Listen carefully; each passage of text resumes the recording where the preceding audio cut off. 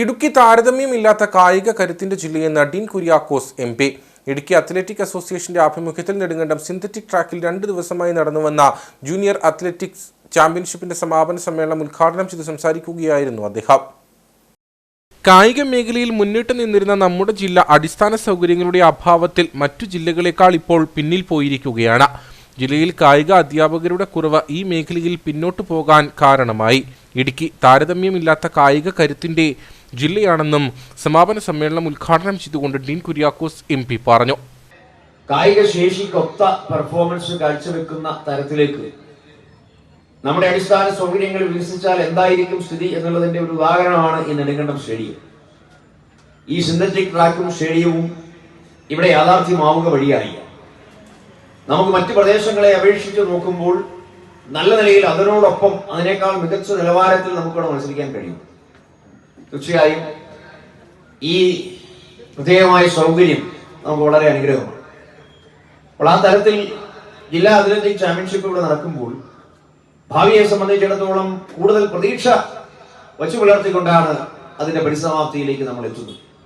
തീർച്ചയായും ഇതുപോലെ ധാരാളം അവസരങ്ങൾ നമുക്കുണ്ടാവണം. സ്റ്റേഡിയങ്ങൾ പുനരുദ്ധരിക്കപ്പെടണം. കുട്ടികൾക്ക് മികച്ച പരിശീലനം ലഭിക്കണം. സ്കൂൾ തലത്തിൽ കായിക അധ്യാപകന്മാരുടെ ഷോർട്ടേജ് ഏറ്റവും പ്രധാനപ്പെട്ട ഒരു വിഷയമാണ് സർക്കാർ തലത്തിൽ പരിഹരിക്കപ്പെടേണ്ടത്.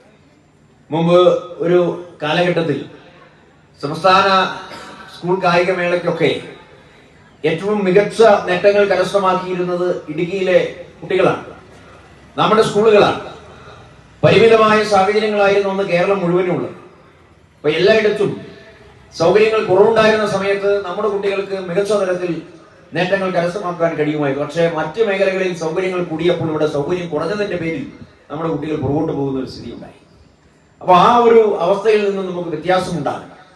അതിൽ ഏറ്റവും പ്രധാനപ്പെട്ട ഒരു കാര്യം അടിസ്ഥാന സൗകര്യ വികസനം തന്നെയാണ്. രണ്ടാമത്തത് കായിക പരിശീലകരുടെ അഭാവം സ്കൂളുകളിൽ ധാരാളമായി ഇന്ന് കാണുന്നു. അപ്പോൾ അതിന് ഒരു പരിഹാരം ഉണ്ടാക്കിയെടുക്കാൻ സർക്കാർ തലത്തിൽ ഒരു നല്ല ശ്രമങ്ങൾ വേണ്ടതായിട്ടുണ്ട്. അത് ശുഭപര്യവസായിയായി അത്തരം കാര്യങ്ങളിൽ ഒരു പരിഹാരം ഉണ്ടാക്കപ്പെടും എന്നുള്ളതാണ് ഒരു ജനപ്രതിനിധി എന്നുള്ള നിലയിൽ എനിക്ക് ഈ കാര്യത്തിൽ പറയാൻ കഴിയുക. ചാമ്പ്യൻഷിപ്പിൽ ഏറ്റവും കൂടുതൽ പോയിന്റ് നേടിയ high range sports academic overall trophy അദ്ദേഹം വിതരണം ചെയ്തു. അസോസിയേഷൻ പ്രസിഡന്റ് VD എബ്രഹാം അധ്യക്ഷനായിരുന്നു. ഗ്രാമപഞ്ചായത്ത് പ്രസിഡന്റ് പ്രീമി ലാലിച്ചൻ, ഗ്രാമപഞ്ചായത്ത് അംഗങ്ങളായ MS Maheshwaran, Rajesh Ambalathinkal, Shihab Ittikkal, MN Gopi, Shijo KK, Shaiju Chandrasekhar തുടങ്ങിയവർ സംസാരിച്ചു. കായിക മേഖലയ്ക്ക് സംഭാവന നൽകിയ റൈസൺ ജോസഫിനെയും സാഫ് ഗെയിംസ് വെങ്കല മെഡൽ ജേതാവ് തോമസിനെയും MP പൊന്നാടയണിയിച്ച് ചടങ്ങിൽ വെച്ച് ആദരിച്ചു. ഈ ചാമ്പ്യൻഷിപ്പിൽ വിവിധ ഇനങ്ങളിൽ 1, 2, 3 സ്ഥാനം നേടിയവർ ഒക്ടോബർ 10 മുതൽ 12 വരെ തീയതികളിൽ കോഴിക്കോട് വെച്ച് നടക്കുന്ന സംസ്ഥാന ചാമ്പ്യൻഷിപ്പിൽ ഇടുക്കി റവന്യൂ ജില്ലയെ പ്രതിനിധീകരിച്ച് മത്സരിക്കും. നിങ്ങൾക്കൊരു പരസ്യം ആവശ്യമുണ്ടോ?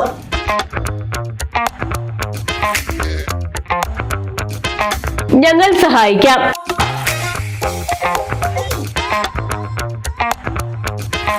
അതും ഹൈറേഞ്ചിൽ ഏറ്റവും പ്രചാരത്തിലുള്ള HCN ചാനലിലൂടെയും സമൂഹ മാധ്യമത്തിലൂടെയും.